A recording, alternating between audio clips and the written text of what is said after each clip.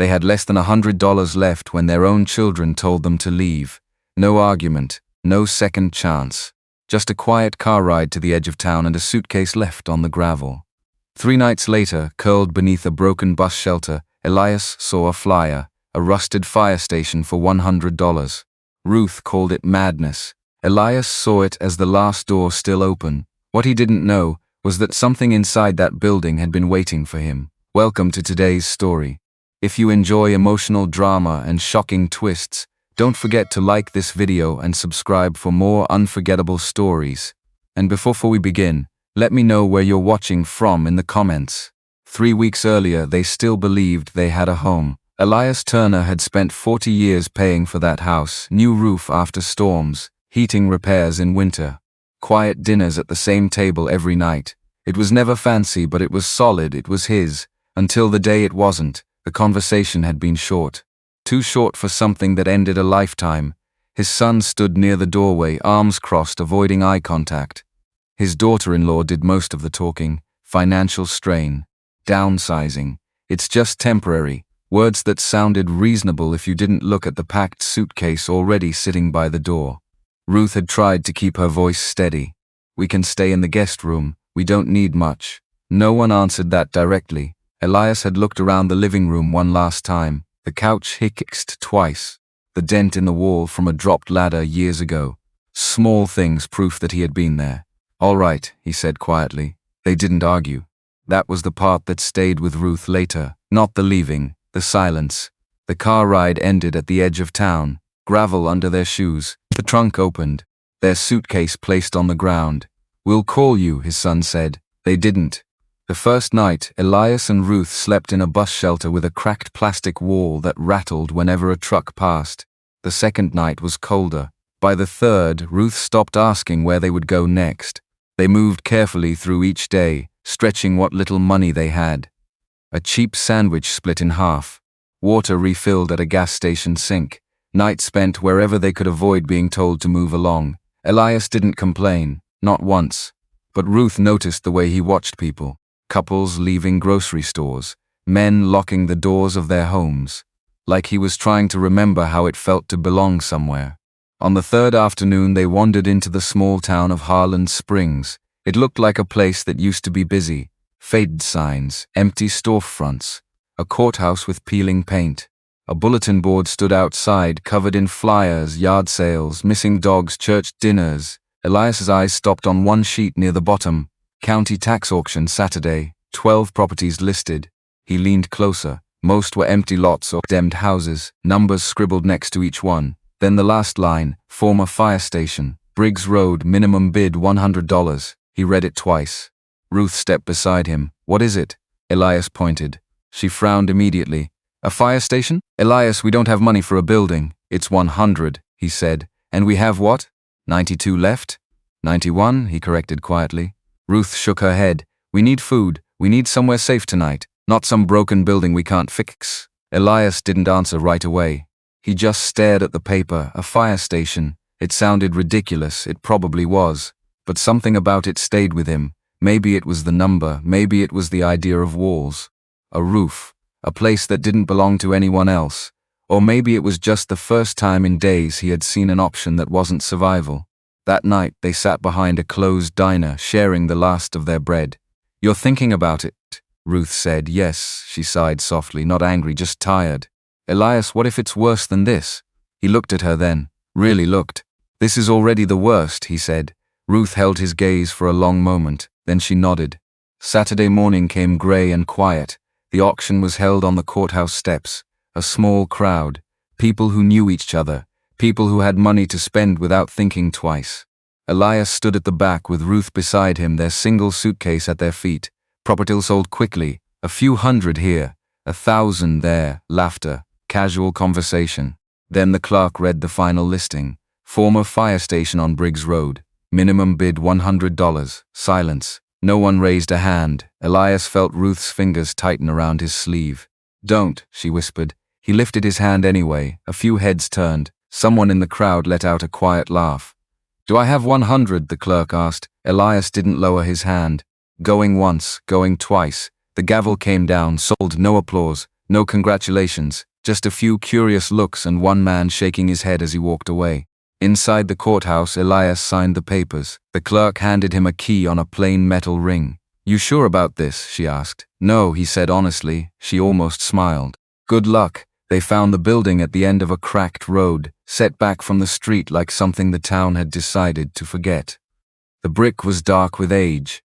The bay doors were half open, frozen in place, weeds pushed through the concrete. Ruth stopped walking. "Elias," she said softly. He didn't answer. He just stood there, holding the key in his hand, staring at the fire station that now belonged to them. Then, slowly, he stepped forward, ducked under the rusted door, and disappeared inside. Ruth hesitated only a second before following him. What waited behind those walls was nothing like either of them expected. The air inside the fire station was colder than Elias expected. Not the kind of cold that came from wind or weather, but something deeper, still, trapped. Ruth stepped in behind him, ducking under the rusted bay door, her shoes scraping softly against the concrete floor. For a moment, neither of them spoke. They just stood there, letting their eyes adjust to the dim light filtering through broken windows. The space was larger than it looked from the outside. A wide truck bay stretched across the front, stained dark with years of oil and water damage. Pieces of ceiling tile hung loose above them. The smell was old, damp, but not rotten. Elias took a slow step forward. "It's not collapsing," he said quietly. Ruth wrapped her arms around herself. "That doesn't mean it's safe." He nodded, but he kept walking.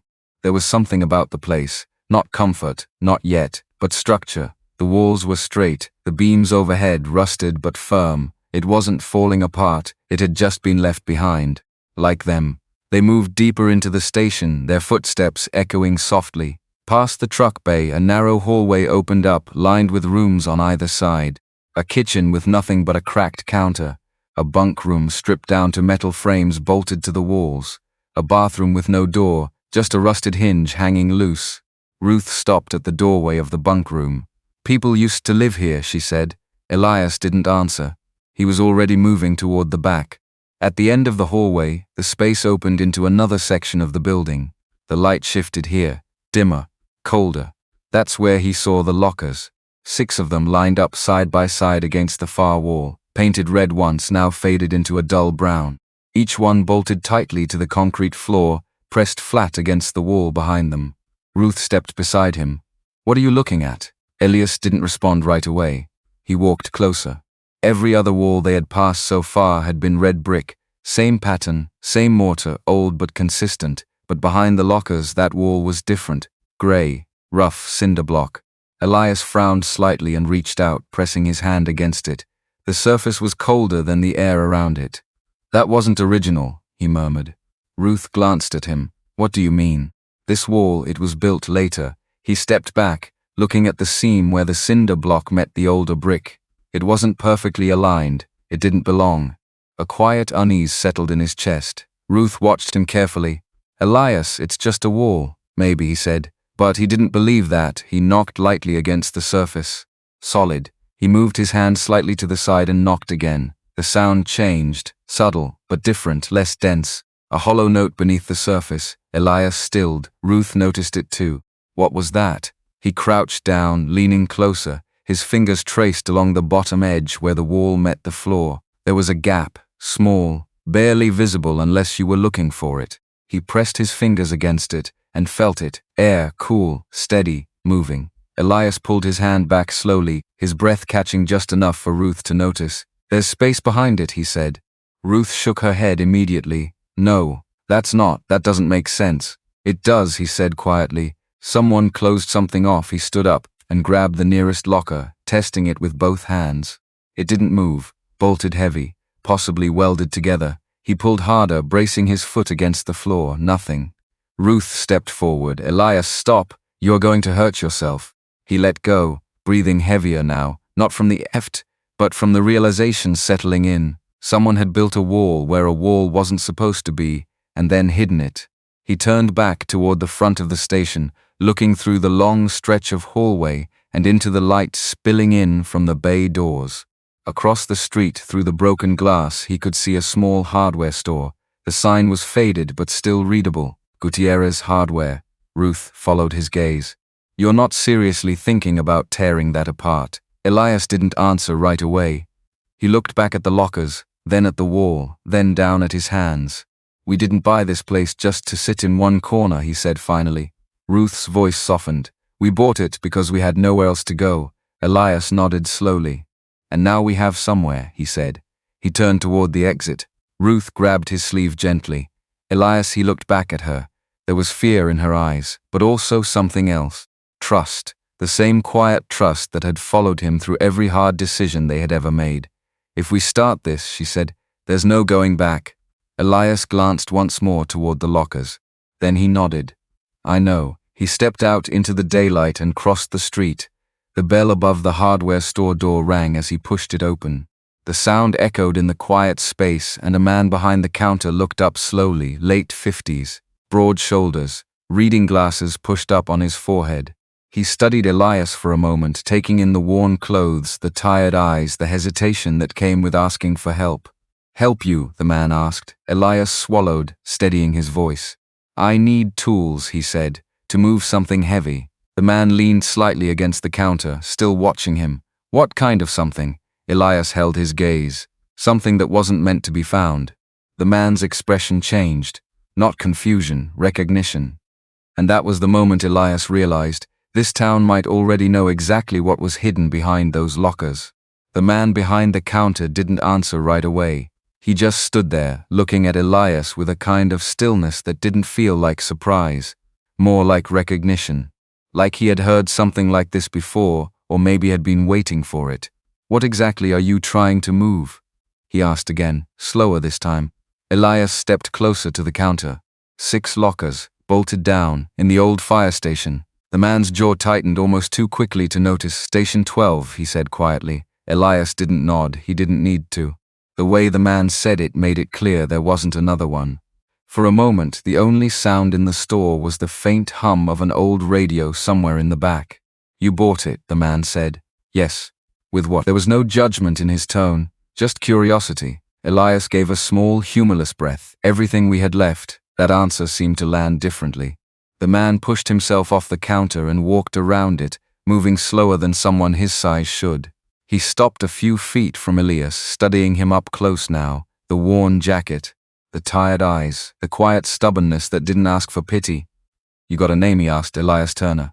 The man nodded once. Ray Gutierrez. They shook hands. Ray's grip was firm, steady. You're not from around here, Ray said. No. Ray glanced toward the window, toward the direction of the fire station. His expression shifted again, something heavier settling in behind his eyes. You said you felt air behind the wall, he said. Elias froze for half a second. I didn't say that. Ray met his gaze. You didn't have to. Silence stretched between them. Elias could feel it now. This wasn't just about tools. This wasn't even about the building. This was about something the town had chosen not to talk about. Ray exhaled slowly, then turned toward a shelf lined with toolkits. He pulled down a red plastic case and set it on the counter. Then he grabbed a pry bar from a hook and placed it beside it. You'll need both, he said. Elias looked at the price sticker on the case. $32. He shook his head. I can't afford that. Ray didn't even look at him. I didn't ask what you could afford. I don't take things I can't pay for. That made Ray pause. He looked back at Elias, really looked this time, like he was weighing something beyond the moment. Then don't, Ray said. Bring them back when you're done. Elias hesitated. Behind him, the bell above the door rang again as Ruth stepped inside. She had followed him, slower, more cautious, but she was there now, standing just inside the doorway, watching the two men. Elias, she said softly. He turned slightly. It's okay. Ray glanced at her, then back at Elias. Your wife? Yes. Ray nodded once. Then he reached under the counter and pulled out a small brown paper bag. He set it next to the tools without saying a word. Elias looked at it. What's that? Food, Ray said. Take it. I didn't ask for I know. That was all he said. Elias stared at the bag for a second longer than he should have. Then he picked it up. Thank you, he said quietly. Ray didn't respond. He had already turned away, pretending to reorganize something on a shelf that didn't need organizing. Elias and Ruth walked back across the street together. They didn't speak until they reached the station. Only then did Ruth glance at him. He knew. Elias nodded. Yeah. And he didn't want to say it out loud. No. Ruth tightened her grip on the paper bag. That's worse. Elias didn't argue. They stepped back inside the fire station, the light dimming again as the rusted door swallowed them. The lockers were still there, still silent, still hiding something. Elias set the tools down on the floor and opened the case. The metal gleamed faintly in the low light. Clean, sharp, ready. He picked up the socket wrench first, testing its weight in his hand. Ruth stood a few steps back. You don't have to do this today, Elias looked at her. If I don't do it today, I'll think about it all night, and I won't sleep anyway. That was enough. He knelt down at the base of the first locker and fitted the socket over the rusted bolt. It didn't move at first. He adjusted his grip, leaned into it, and felt the resistance give just slightly. A small, sharp sound echoed through the room, one bolt, then another. It was slow work. The rust fought him at every turn. His hands slipped, his shoulders tightened, but he didn't stop. Ruth watched in silence, her arms wrapped tightly around herself, not because she was cold, because something about this felt like crossing a line they couldn't uncross. After the third locker, the sound of metal scraping against concrete filled the station. Elias dragged it aside, inch by inch, until it broke free of the wall. The space behind it came into view. More of the same grey blocks, but now clearer. More deliberate, he moved to the next one. Time stretched, minutes blurred together. Sweat gathered at the back of his neck despite the cold air. 4 lockers. 5. Each one came loose with the same stubborn resistance, until finally the last one shifted. Elias stepped back, breathing heavier now, his chest rising and falling in uneven rhythm. The wall stood fully exposed. And now there was no mistaking it. There was a door, steel, faded red paint barely clinging to its surface, set into the cinder block like it had always been there. But it hadn't. Someone had built around it, hidden it, protected it. Ruth took a step forward, her voice barely above a whisper. Elias, he didn't answer. He reached out slowly, his hand hovering over the handle. For a second he hesitated, then he pulled. The handle didn't move. Locked. Of course it was locked. Elias exhaled sharply, almost a laugh but without any humor in it.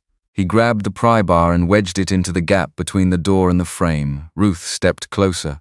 Be careful. He nodded, though he wasn't really listening anymore. He leaned his weight into it, once, twice. On the third push, something inside the lock snapped with a dull crack. The door shifted. Just slightly, then it creaked open. A rush of cold air spilled out, stronger now, carrying with it the dry, stale scent of something sealed for years. Elias froze, not from fear, from the feeling. Like the moment before stepping into a place that already knew you were coming. He pushed the door wider. Darkness waited on the other side. And something else. Something that had been left there on purpose. Elias stepped forward, crossing the threshold, and the first thing he saw was a desk, clean, untouched. Like someone had just walked away and never come back. Behind him, Ruth whispered his name. But Elias didn't turn, because on the wall above that desk were photographs.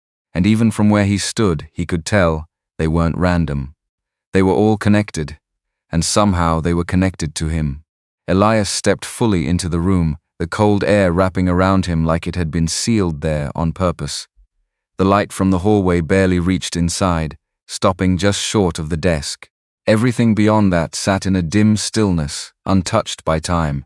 Ruth followed slowly, her hand brushing the edge of the door as if she needed something solid to hold on to. This place, she whispered. It doesn't feel abandoned. Elias didn't answer.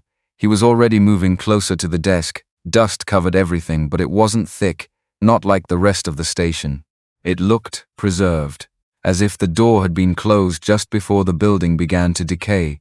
He reached out and ran his fingers across the surface of the desk. A faint line appeared where the dust shifted. The wood underneath was still smooth, cared for. That doesn't make sense, Ruth said behind him. The rest of the building is falling apart. This room isn't, Elias replied quietly, his eyes lifted to the wall. Photographs, dozens of them, framed carefully, arranged in rows that followed no obvious pattern except intention. Groups of men and women standing shoulder to shoulder in turnout gear, some smiling, some serious, all looking directly into the camera. Firefighters. Elias stepped closer. Each frame had a small brass plate beneath it, names, dates, years of service. He read one at random, then another. The names meant nothing to him, but the feeling did.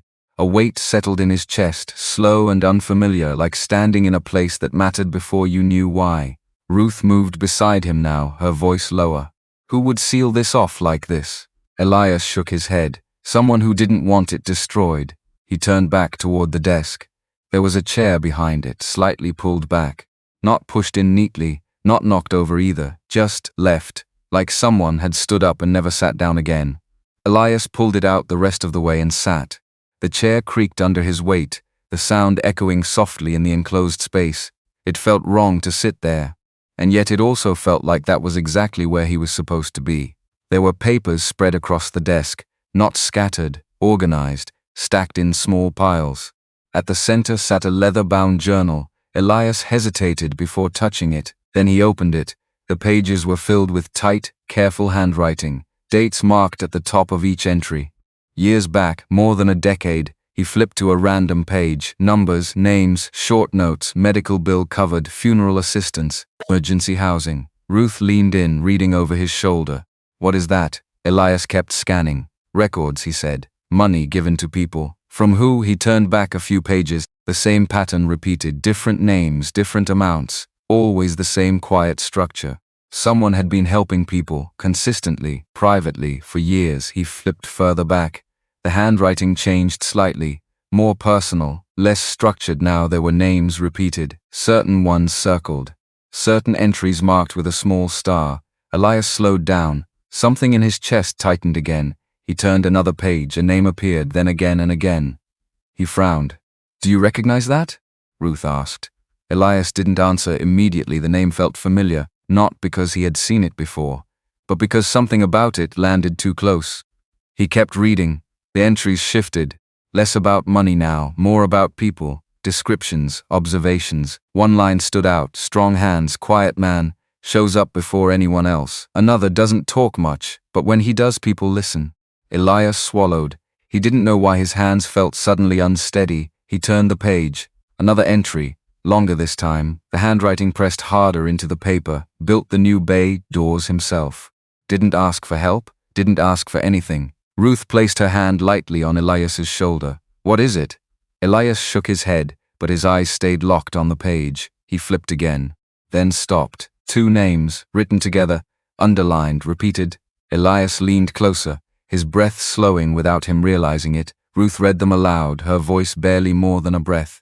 Thomas and Grace. The rest of the entry was harder to read, the ink darker, almost carved into the paper. They didn't hesitate. Ruth frowned. What does that mean? Elias turned the page. The writing changed again, messier, tighter, like the man who wrote it was running out of time. I've called every office. They won't release the records. No next of kin on file.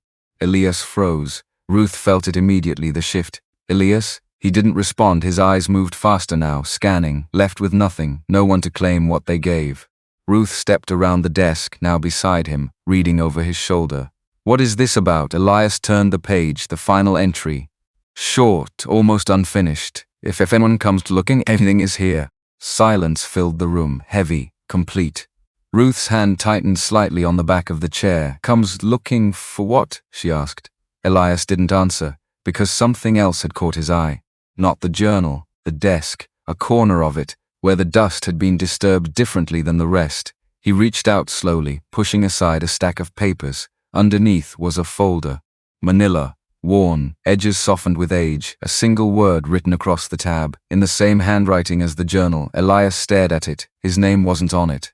But it might as well have been. He opened it. Inside were photographs, old ones, carefully kept. He picked up the first. A man and a woman standing in front of this very fire station, both in uniform, both looking directly into the camera. Something about the man's face made Elias's chest tighten. Not recognition, not exactly, but something close enough to make him forget to breathe. Ruth leaned in beside him. Do you know them? Elias didn't answer, because beneath the photograph there was a document. A clipped newspaper article, yellowed with age. He pulled it free. The headline was still clear. 2 volunteer firefighters lost in station incident. Elias read the names. And this time he didn't need Ruth to say them out loud, because the last name was Turner, his last name. And for the first time since they had been thrown out of their home, Elias felt something worse than fear. He felt the ground beneath his life begin to shift. Because if that name was real, Then someone had hidden more than just a room behind that wall. They had hidden his past, and he had no idea who had decided to bury it. The word Turner sat on the page like it had been waiting for him. Elias didn't blink. He didn't move. He just stared at the name, as if looking long enough might make it shift into something else, something safer. Ruth stepped closer, her voice barely steady. "That's your name?" He nodded once, slow, careful, like even that small motion carried weight. "It's not common," she added, trying to reason through it. "It could be someone else." Elias lifted the paper slightly, bringing it closer to his face.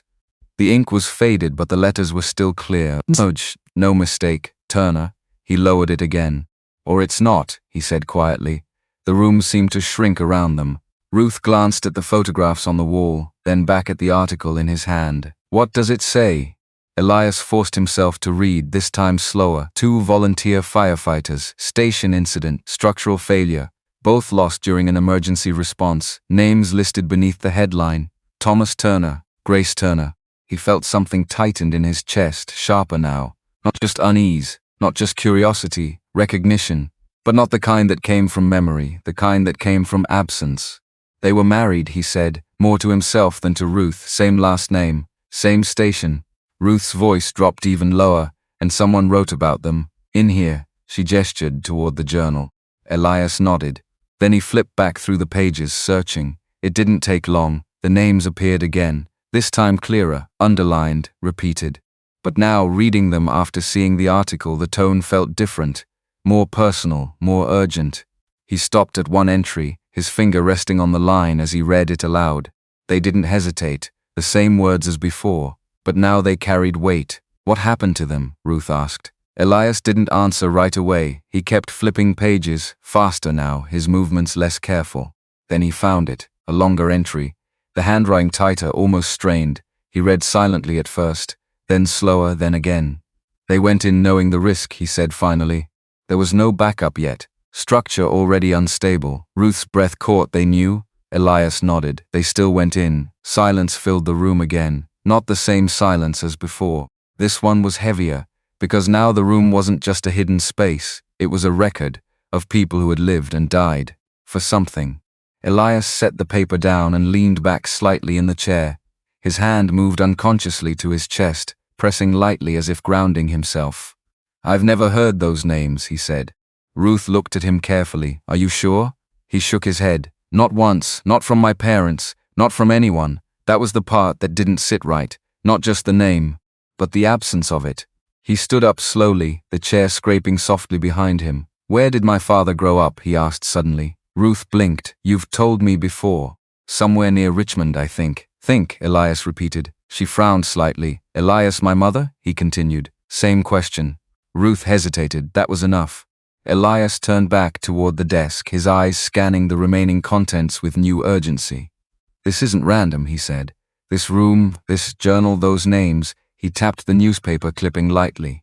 "They kept this for a reason." Ruth's voice softened. "You think it's about your family, I think," Elias said slowly. "Someone didn't want this to disappear." He looked back at the photographs, at the man and woman standing in front of the station. Something about the man's posture, the way he stood, shoulders slightly forward, head tilted just enough. Elias stepped closer. His reflection faintly appeared in the glass. For a moment, the two images overlapped, and something in his chest dropped. Ruth saw it too. Her hand rose slightly, then stopped in midair. Elias, he didn't respond. He was already reaching for the next item in the folder. Another document, thicker paper, more official. He unfolded it carefully. A report, station records, incident summary. He skimmed it quickly, his eyes searching for anything that connected. Then he stopped, at the bottom. Next of kin, not confirmed. Disposition records transferred to county, follow-up pending. Elias stared at the line. "Not confirmed," he repeated under his breath. Ruth stepped closer again. "What does that mean?" "It means," he paused, trying to piece it together. "They didn't know who to contact, or they couldn't find anyone." "That doesn't make sense," Ruth said. "Everyone has someone." Elias let out a quiet breath. Not everyone. The words hung there. He thought about his own past, how little he actually knew. Fragments, vague stories, places that didn't quite line up when he tried to picture them clearly, names that had never been explained. It had never bothered him before. Now it did. Now it felt like a gap, a missing piece he had never thought to question, until now. Ruth placed her hand gently on his arm. Elias, what are you thinking? He looked down at the document again, then at the photographs, then back at the journal. I'm thinking, he said slowly, this isn't just history. He closed the folder carefully. This is something someone tried to keep hidden. Ruth frowned. From who? Elias met her eyes. From whoever was supposed to find it. The weight of that settled between them, not as fear, as direction. Elias turned and walked toward the door of the hidden room. Ruth followed immediately. Where are you going? He didn't stop. To find someone who already knew this was here, he said. They stepped back into the main part of the station, the light brighter now after the dim stillness of the sealed room. Elias didn't slow down. He grabbed his jacket and headed straight for the exit. Ruth kept pace beside him, her voice urgent now. You mean Ray? Yes, and you think he'll tell you? Elias pushed the door open and stepped into the afternoon light. He already knows more than he said. They crossed the street again, faster this time. The bell above the hardware store rang as Elias pushed the door open without hesitation. Ray looked up from behind the counter. One glance at Elias's face, and he knew. You opened it, Ray said quietly. Elias walked straight to the counter and placed the folded newspaper clipping down in front of him. Ray didn't touch it. He didn't need to. His eyes had already recognized it. Who are they? Elias asked. Ray didn't answer. Not immediately. He took off his glasses slowly, setting them down on the counter. Then he looked up. Really looked at Elias this time, and what he said next wasn't what Elias expected. I was wondering how long it would take you to ask, Ray said. Elias's chest tightened. Take me, he repeated. Ray nodded, he said. You. A long silence followed. Then Ray leaned forward slightly, his voice lower now. Because the truth is, he said, those names didn't just belong to this town. He paused. They belonged to your family, and he still hadn't told Elias the part that would matter most. Elias didn't speak. The words sat between him and Ray, heavy and impossible to ignore. Your family, not connected, not maybe, not someone with the same name, your family. Ruth stepped closer, her voice tight. You need to explain that. Ray nodded slowly, like he had expected that. I do, he said, but not all at once. Elias's jaw tightened. No, he said quietly. You don't get to decide that. Ray didn't flinch. He just held Elias' gaze steady. You think I've been hiding this? Ray asked. I think you knew something, Elias said. And you didn't say it. That's not the same thing. Elias leaned forward slightly, one hand resting on the counter. Then say it now. The silence stretched again, but this time it wasn't uncertain. It was controlled. Ray picked up the newspaper clipping, glancing at it briefly before setting it back down. Thomas and Grace Turner, he said. They weren't just volunteers. They were the backbone of that station. Elias said nothing, but something in his chest shifted at the certainty in Ray's voice. They showed up before anyone else, Ray continued. Stayed after everyone left, fixed things nobody asked them to fix, paid for things nobody else could afford. Ruth's brow furrowed. You knew them? Ray nodded once. Everybody in this town knew them. Elias's fingers curled slightly against the counter. Then why didn't anyone tell me? Ray's expression darkened just enough to matter. Because no one knew you, he said. That hit harder than Elias expected. Ray continued before Elias could respond. They died during a structural collapse. That part you read is true. What the article doesn't say is that they went back in after they were already told to stand down. Ruth's breath caught. Why would they do that? Ray glanced at her, then back at Elias. Because someone was still inside, he said. Elias swallowed, his throat suddenly dry. Not a stranger, Ray added. Family. The word landed like a blow. Elias shook his head instinctively. That doesn't make sense. It doesn't, Ray agreed, unless you know the rest of it. Elias straightened. Then tell me. Ray didn't answer right away. Instead, he walked around the counter and leaned against it, arms crossed now, like he was bracing himself. There was someone connected to them, Ray said slowly. An adult dependent, not officially listed anywhere, no legal record tying them together in a way the county could confirm. Ruth frowned. What does that mean? It means, Ray said, that when everything happened, there was no paper trail strong enough to prove who belonged to who. Elias felt something tighten deep in his chest. That's not how families work, he said. Ray met his eyes. It is when someone made sure it looked that way. Silence, not confusion, suspicion. Elias pushed off the counter and took a step back, his mind racing now, trying to line up pieces that didn't want to fit. "You're saying," he said slowly, "someone erased that connection." Ray didn't deny it. "I'm saying," he replied, "the records didn't match what people knew to be true." Ruth stepped forward, her voice shaking now. "And nobody questioned that?" Ray gave a small, bitter breath. "People did. But there's a difference between questioning something and having the power to change it." Elias turned away, pacing once across the small space near the door. His hands moved through his hair, then dropped to his sides. "This doesn't just happen," he said. "Records don't just disappear." Ray nodded. "No, they don't." Elias stopped pacing. "So who did it?" he asked. Ray didn't answer. That was the answer. Elias turned back slowly. "You know." Ray's silence stretched just long enough to confirm it. "I know parts," he said finally. "Not everything. That's not good enough. It's what I've got." Elias stared at him, anger rising now, not loud but sharp. "You watched me walk into that building," he said. "You knew what I'd find, and you said nothing." "I didn't know what you'd find," Ray replied. "I knew what might still be there. That's the same thing." "No," Ray said firmly. "It's not."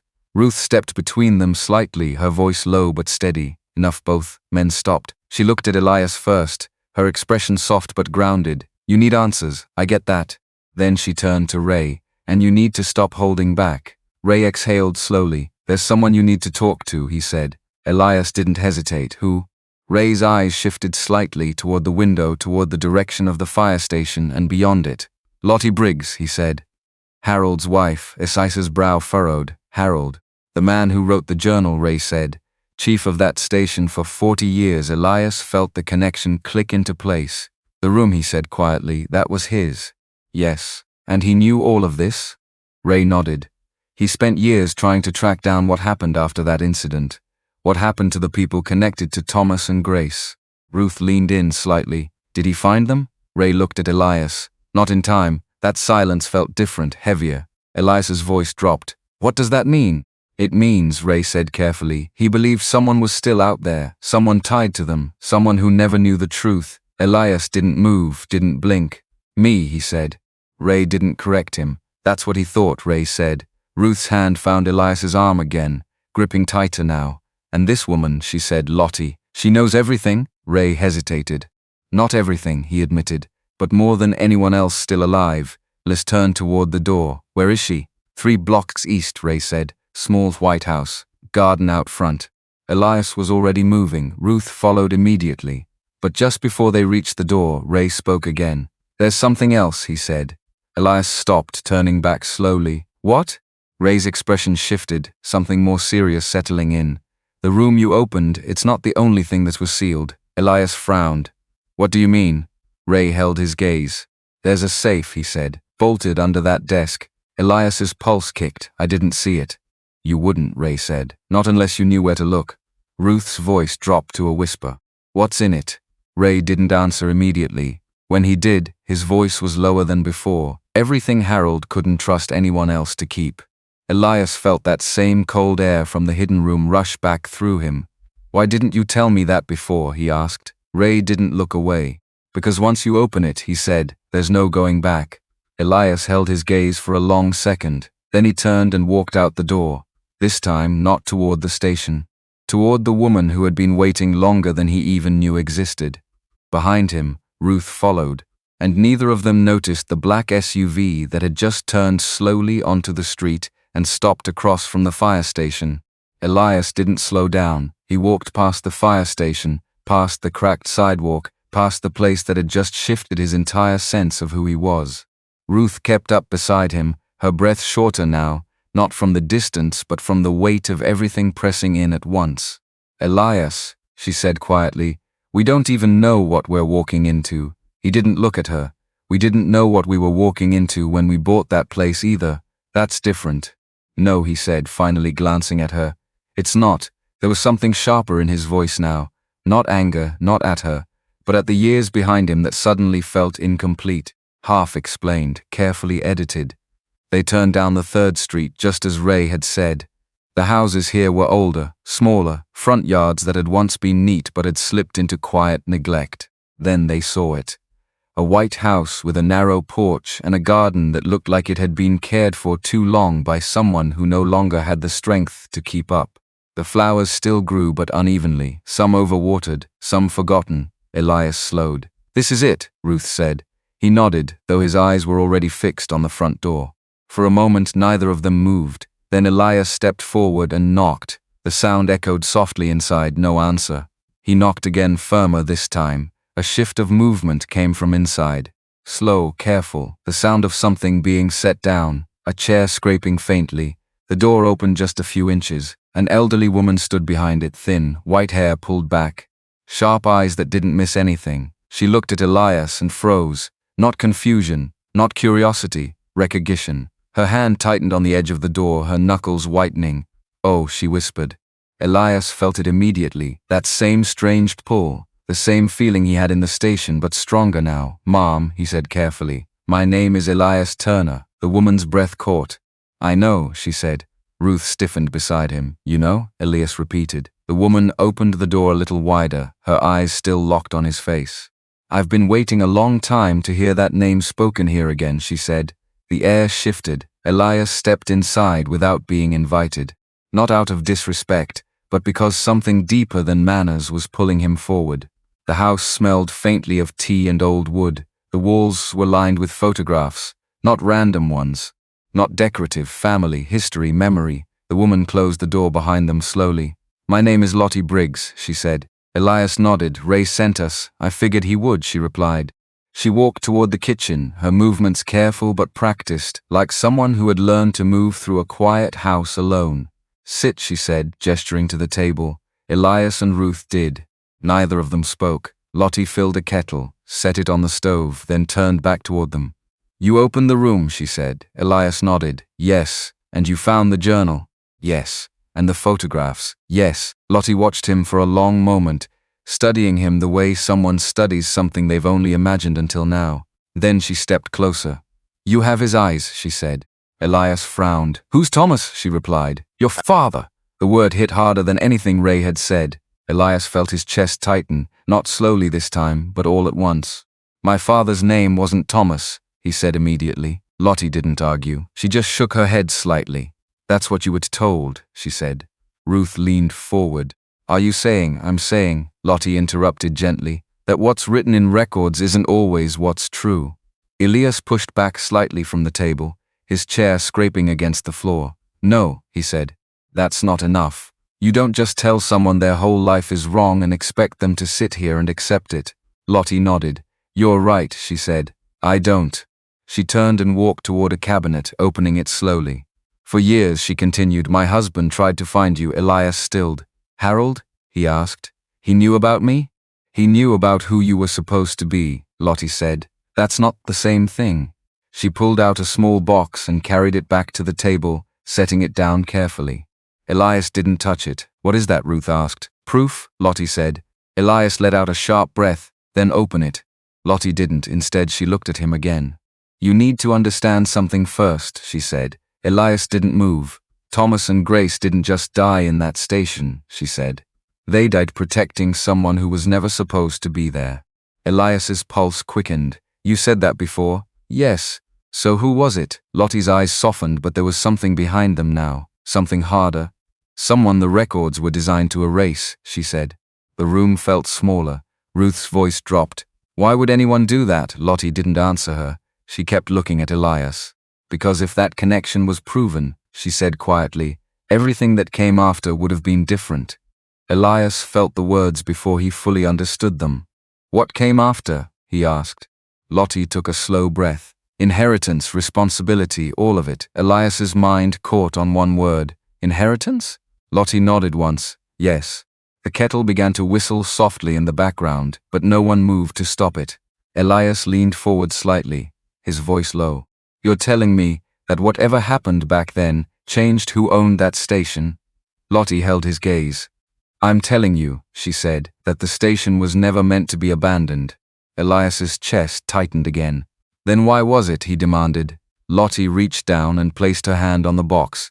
"Because the person it was meant for was never found." Silence. Then Elias spoke, quieter now, "until now." Lottie didn't confirm it. She didn't deny it either.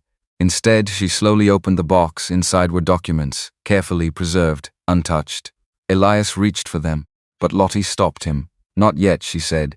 Elias's patience snapped. "Then when?" Lottie's eyes met his. "When you're ready to understand what they took from you," she said. Elias pulled his hand back, frustration burning through him now. "I've already lost everything," he said. Lottie shook her head. "No," she said quietly. "You haven't even seen it yet."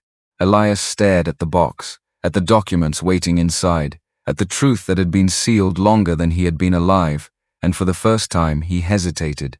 Because whatever was in that box wasn't just going to tell him who he was, it was going to tell him why someone had made sure he would never find out. Elias didn't look away from the box. For a long moment, the room held its breath. The kettle had gone quiet. The house felt smaller now, like it was waiting for him to decide something that couldn't be undone. Ruth reached for his hand under the table. Her fingers were cold, but steady. "You don't have to rush this," she said softly. Elias shook his head. "No," he said, "I do." He looked at Lottie. "Open it." Lottie studied him for a second longer, as if measuring whether he understood the weight of what he was asking. Then she nodded once and turned the box toward him. This time, she didn't stop him. Elias reached inside. The first thing he pulled out wasn't a letter, it was a folder, thick, official. The paper inside had yellowed slightly, but the print was still sharp. Legal formatting, stamped, filed. Not something someone had hidden for sentimental reasons. This had been meant to be used. Elias flipped it open. At the top of the page in bold type were words he recognized immediately. Property trust agreement. His pulse picked up. Ruth leaned closer, reading over his shoulder. "Firehouse District Number 7, she whispered. Elias turned the page, names, dates, signatures, and then he stopped. There it was again, Thomas Briggs, Grace Briggs, and beneath that A clause. Elias read it once, then again, then slower. "In the event of death in service," he said under his breath, "ownership of the property and all associated funds shall be transferred into trust, to be held for direct living descendants or lawful heirs, to be identified and verified." His voice trailed off. Ruth finished the line for him, by documented lineage or verified claim. The room went quiet again. Elias turned the page harder than he meant to. More records. Bank accounts. Deposits, a fund, not small, not forgotten, maintained, carefully over decades. He looked up. "This was still active?" he asked. Lottie nodded. "Your Harold made sure of it," she said. "Every year, quietly. Even when the town forgot what that place used to be." Elias's grip tightened on the papers. "Then why wasn't it ever claimed?" Lottie didn't answer right away. Instead, she reached into the box and pulled out a thinner envelope. She slid it across the table. "This," she said, "is why." Elias picked it up. The envelope had been opened before, but resealed carefully. Inside was a single document. Not typed, handwritten. A report, official letterhead at the top, but the rest filled in by hand.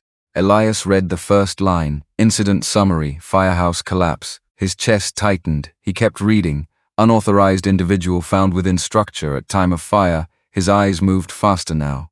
"Identity unconfirmed. Records incomplete. No surviving documentation linking individual to Briggs family." Elias stopped. He looked up at Lottie. "Unauthorized individual," he said. "What does that even mean?" Lottie's voice dropped. "It means someone was there who wasn't supposed to be," she said. "Someone no one wanted to admit was there." Ruth frowned. Why would anyone hide that? Elias didn't wait for the answer. He went back to the paper. "Due to lack of verifiable connection, claim to estate deferred. Trust remains unassigned pending identification of lawful heir." The words blurred for a second. Elias blinked hard. "So because they couldn't prove who that person was," he said slowly, "they just left everything in limbo?" Lottie nodded. "Yes." Ruth shook her head. "That doesn't make sense. Someone had to know something." "They did," Lottie said. Both of them looked at her, and they chose not to say it, she added. Elias felt something shift inside him. Not confusion this time, anger. "Who?" he demanded. Lottie hesitated. For the first time since they arrived, she looked uncertain. "My husband suspected," she said carefully, "but he never had enough to prove it. Not in a way the courts would accept." Elias leaned forward. "Suspected what?" "That the person in that building," she said slowly, "wasn't a stranger." The room seemed to tilt. Ruth's voice came out barely above a whisper. "Then who were they?"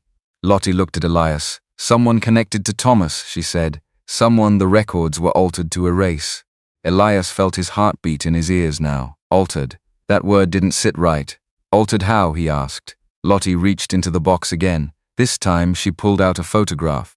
Old, black and white, edges worn. She held it for a moment before turning it toward them. There, she said. Elias took it. 3 people stood in front of the fire station.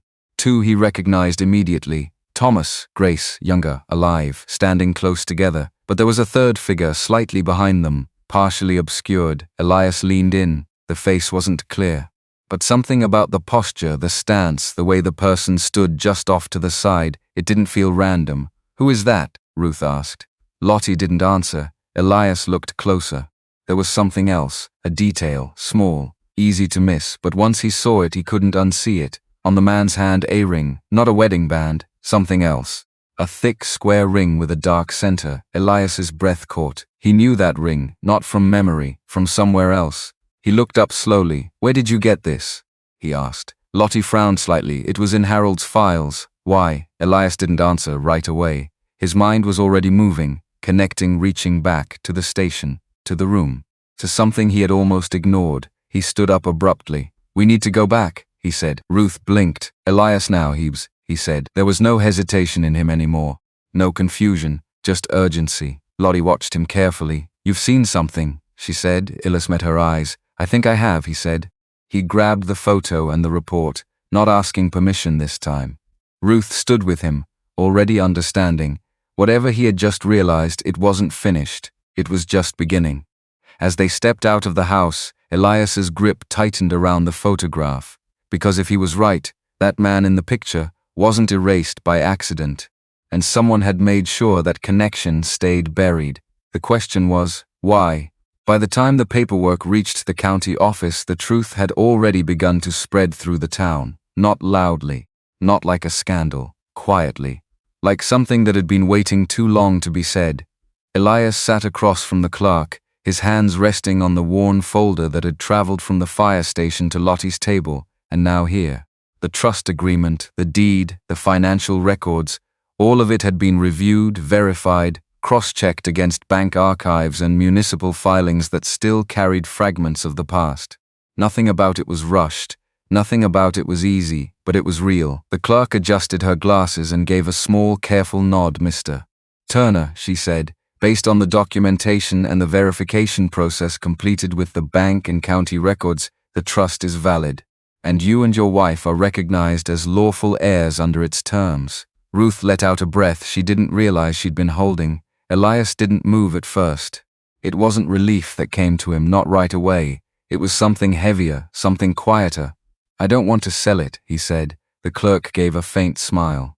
You don't have to. That was the moment it settled. Not just the property, not just the money, the choice. Elias nodded once, slow and certain. Then we'll keep it, he said. Across town, Dale Pickett sat in his car outside the station, staring at the building he had already imagined tearing down. His lawyer had been clear. There was no path forward. The trust held. The ownership was legitimate. And the history, now documented and backed by records, made any further challenge not just difficult but damaging. Dale stepped out of the car anyway. He walked up to the edge of the lot but didn't cross it. Elias saw him from inside. For a moment, neither of them spoke. Dale's voice came out lower than before. I didn't know, he said. Elias didn't answer right away. He studied the man in front of him. The confidence was gone. The edge was gone. What was left looked tired. That's not the problem, Elias said finally. Dale swallowed. I wasn't trying to erase anything, he added. I saw an opportunity. Elias nodded once. I know, he said. That was the truth of it. Dale hadn't created the silence. He had just tried to profit from it, and now that silence was gone. Dale looked at the building one last time.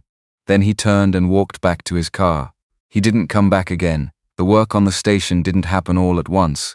It started small, a repaired window, a cleaned floor, a light that stayed on through the night. Ray showed up first, carrying tools without asking what needed to be done. Then others followed. People who had once driven past without looking twice now stopped. Some brought supplies, some brought stories. Lottie moved in a week later, not out of necessity, out of decision. This place was never meant to be empty, she said simply. The fund took longer. The bank required formal oversight, documentation, structure. Elias didn't rush it. He worked with them, step by step, learning the language of something that had once felt too far from his world to understand. By the time it reopened, it wasn't just a fund anymore. It was a promise made visible, emergency assistance, support for those who had nowhere else to go, a quiet safety net built from a sacrifice most of the town had almost forgotten.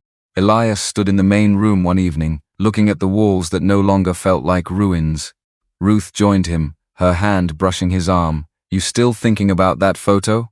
she asked. He nodded. They had never found a name for the third man, not officially, but the altered records, the missing entries, the ring, they had been enough to understand what had happened.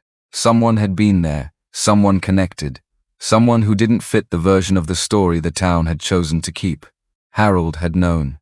And instead of forcing the truth through a system that wasn't ready to accept it, he had done something quieter. He had protected the future, left the door open. Ruth leaned her head against Elias's shoulder. "You think he knew it would be us?" she asked. Elias looked around the room, at the rebuilt walls, at the light, at the people who had come back. "I think he knew it would be someone," he said. That was enough. Weeks later, the station stood with its doors open. Not for emergencies, for people. For those who needed a place to stand, even for a moment, without being turned away. Elias climbed the narrow steps to the roof one evening as the sun dipped low over the town. He sat where the old beams met the edge, looking out at the road that had once led him away from everything he thought he had. Below him, the lights flickered on inside the station, warm, steady, alive. Ruth's voice called up from below, soft but clear. He didn't answer right away. He just sat there, letting the quiet settle into something that finally felt like peace. Not because everything had been fixed, but because something had been found, something that couldn't be taken again. A place, a name, a reason to stay. He stood slowly and looked down one last time at the building that had almost been erased. Now it wasn't just standing. It was holding people together. Elias turned and started back down. If a place could carry a memory this long, maybe it could carry something else too, something better.